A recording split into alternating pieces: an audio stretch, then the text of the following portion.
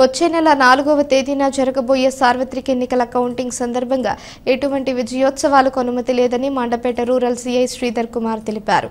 మండల కేంద్రం కపిలేశ్వరపురం గ్రామం ఎంపీపీ కార్యాలయ సమావేశం మందిరంలో జరిగిన వివిధ పార్టీల కార్యకర్తలు సమావేశంలో సీఐ పాల్గొని అవగాహన కల్పించారు.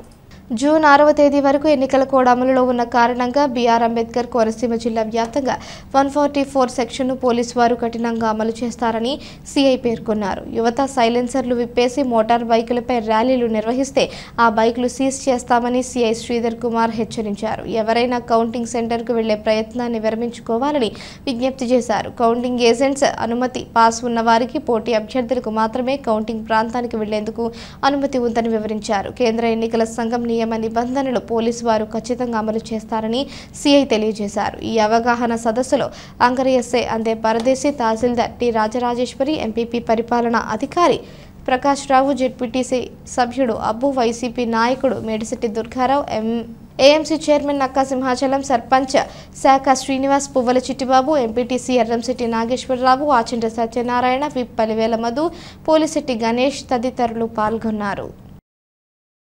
4వ తారీఖు ఉంది, 4 వరకు క్యాన్సిల్ ఉంది. 4 తర్వాత కూడా 4వ తారీఖుకి మరి ప్రత్యేకంగా మండపేట ఒక చిన్న గది ఇచ్చారు. అంత గది ఇచ్చినట్టు అది 14కి 10 పేపర్స్ వచ్చినాయి.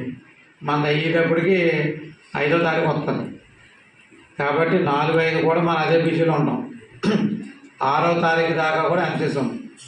ఈ ఎంసీసీలో అంటే మోడల్ కూడా కండక్ట్ ఎన్నిక అయిన తర్వాత చాలామంది పోటీ చేసిన ఒకళ్ళే నెగ్గారు తప్ప అందరూ నెగ్గరు కదా. నెగ్గుతారా? ఒకడే నెగ్గుతాడు.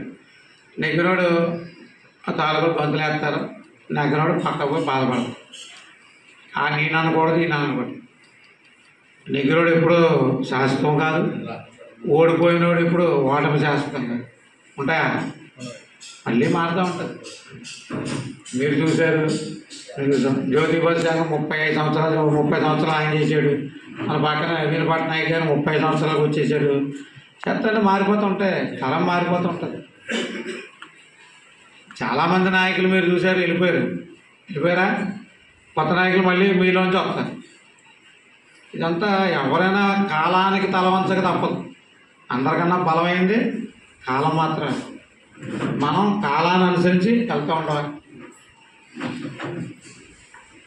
ఈ 4వ తారీఖు తర్వాత జరిగే సాధారణంగా ఏం చేసేవారు? ముందు మన ఎలక్షన్ అయిపోగానే నెగ్గినోడు లోమని రోడ్డు మీద వచ్చేసి గంతులు వేసేసి టపా టపా టపా బాణసంచ కాల్చుకుని ఆనందాన్ని వ్యక్తపరుచుకునేవారు.